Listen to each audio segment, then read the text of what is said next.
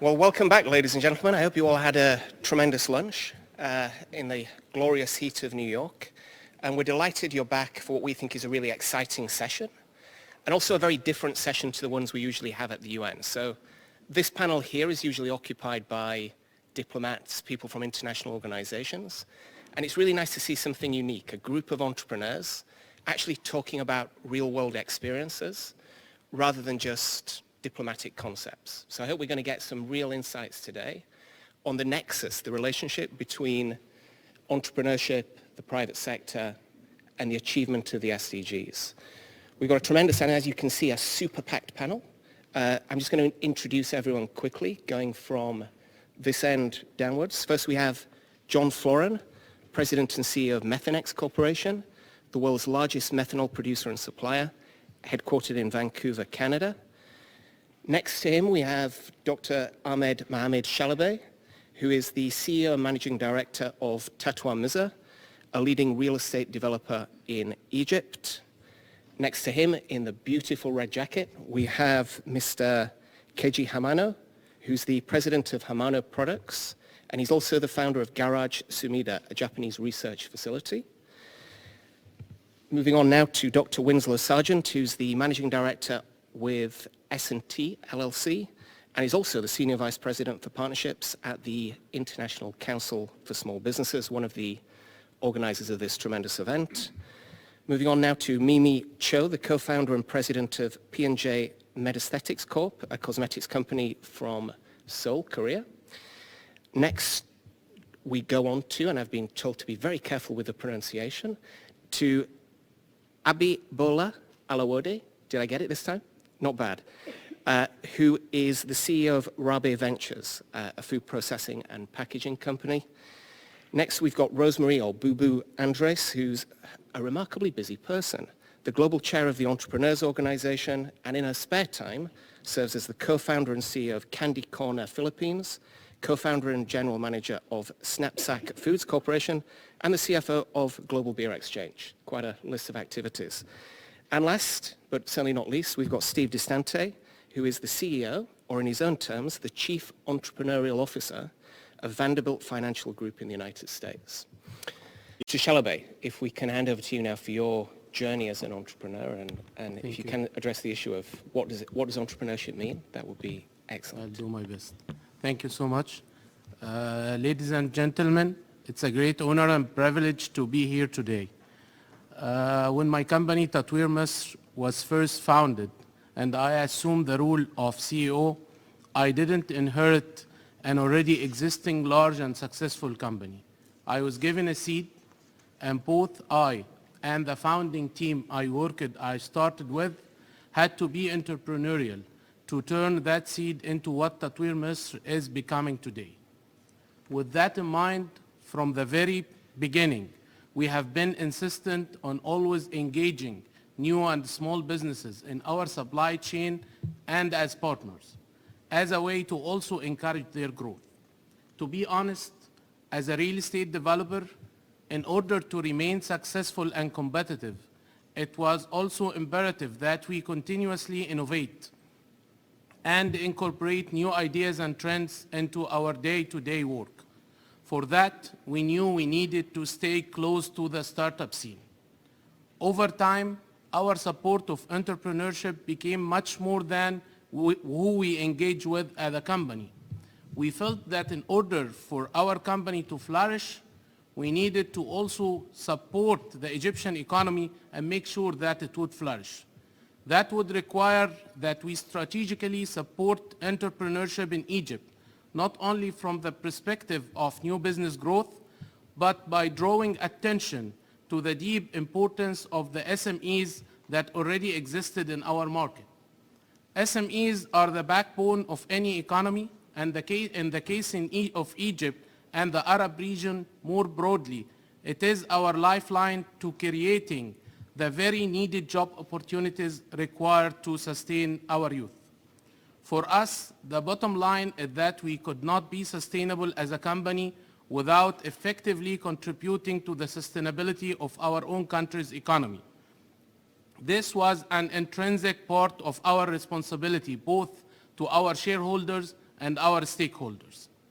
Ladies and gentlemen, a dynamic world creates many new jobs, and the challenge that the near future presents can be transformed into opportunities and drivers of growth. New jobs, however, can only arise when there are enough skilled people capable of adapting to a rapidly changing environment. Data showed that about 50% of companies in Egypt consider issues related to insufficient skill sets among the 5 major constraints to their growth. Today, more than half of the 12 million long-term unemployed in my country do not have sufficient qualifications or the skills needed to succeed on the labor market. So the question is, what should be done to resolve this? And the answer simply is quality education. Quality education is essential for sustainable development to occur, which is why it is a main goal of the SDGs. Iconic college dropout entrepreneurs like Steve Jobs, Bill Gates, and Mark Zuckerberg have become so popular as to promote the idea that entrepreneurship cannot be taught, especially not to those who pursue college degrees. However, the reality is that entrepreneurs are most often college graduates. According to a survey by the Kaufman Foundation done in mid-2018, 95.1% of founders surveyed had earned a bachelor's degree or higher, and 47% had more advanced degrees. Second, entrepreneurship can in fact be taught, as evidenced by the high startup rates of graduates of all the new rising entrepreneurial colleges around the world. Babson College, as an example, one of the oldest and leading entrepreneurial colleges in the world, reports that 45% of its alumni own businesses. So perhaps it is not so much that entrepreneurship can be taught as a skill, but it can most definitely be taught as a mindset. Maybe not every Egyptian will start a new business, but that alone is not the objective. Our dream is to see Egyptian young population take entrepreneurial mindsets to their everyday jobs. With this understanding, Tatweer Misr added education as an integral part of our strategy.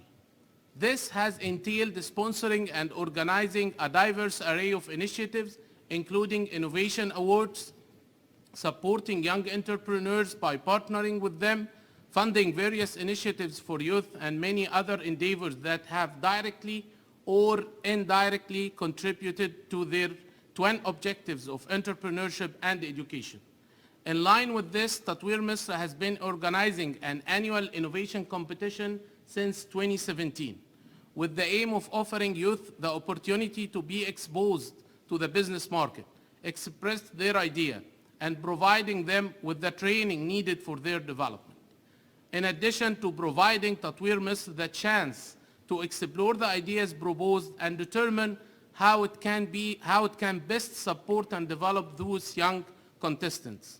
Furthermore, Tatweer Misr has been the main sponsor of the Global Entrepreneurship Week in Egypt since 2016 and will continue to be for the next 3 years. In addition, we have worked on the global level and only recently have been able to ratify the International Day for MSME at the United Nations under the auspices of the International Council for Small Business as a founding partner. In fact, much of our work has gone toward that goal, and we are proud in what we have achieved in such a short time. So that period of time has also seen Tatweer Misr contribute to the development of communities around Egypt through a number of initiatives that help in building as well as changing lives, including our partnership with UNICEF to support the annual Prolus Symposium for drawing on boats and walls with the goal of providing employability skills and entrepreneurship through innovative means of culture. So our commitment to improve living conditions for less privileged areas is also mirrored in the protocol we signed with Ahl Masr Foundation in 2016 in order to cooperate in the Safe Village project and have a hand in the development of Salim Khidr village in Bani Suef by supplying it with the necessary infrastructure and turning it into a fire hazardous free village. In 2018, we set the first stone of our college town with the purpose of providing first-class education, focusing on innovation, entrepreneurship education, and SME development. During the groundbreaking of Gen at Bloomfields, we were also able to mark the establishment of this renewed international accelerator. The educational college town will also include the first branch of an American university in Egypt in partnership with NJIT, and thanks to Professor Bloom here, focusing on technology. So NJIT in Bloomfields will be the first college in Egypt to graduate the next generation of entrepreneurs. But ladies and gentlemen, perhaps our most significant achievement has been to create awareness. Over the last 3 years, since the first announcement that Tatweer Misr would be establishing an entrepreneurial college in Egypt, we have spoken out about the significance of the importance of quality education for entrepreneurs in the public domain. So as we often like to say back home, إيد وحدها ما تسقفش, one hand alone doesn't clap. To me, this is so aptly describes our combined efforts at promoting an ecosystem that would support SME growth and development. We are progressing, ladies and gentlemen, and we will continue along this path going forward of achieving sustainable and inclusive growth for all in Egypt. Thank you for your attention.